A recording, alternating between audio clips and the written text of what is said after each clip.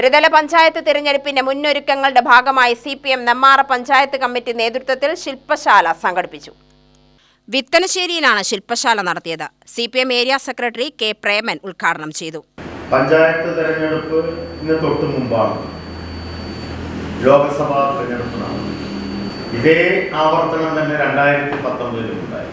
2019 ലോക്സഭാ തിരഞ്ഞെടുപ്പിൽ നമ്മുടെ പാർട്ടിക്ക് കേരളത്തിലാകമാനം തന്നെ വലിയ തിരിച്ചടിയാണ് നേരിട്ടത്.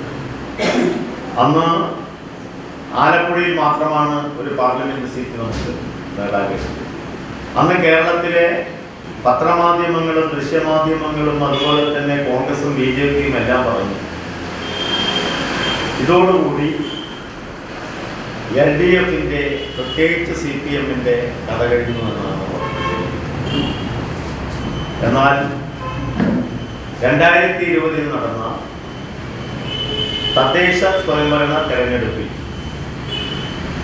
ആവേശകരവും അത്യുജ്വലവുമായ വിജയമാണ് കേരളത്തിലാകമാനം തന്നെ തദ്ദേശ സ്വയംഭരണ സ്ഥാപനങ്ങളിൽ നമുക്ക് നേടിയെടുക്കാൻ വേണ്ടി കഴിയുന്നു. ഏരിയ കമ്മിറ്റി അംഗം ഉഷാ രവീന്ദ്രൻ അധ്യക്ഷയായി.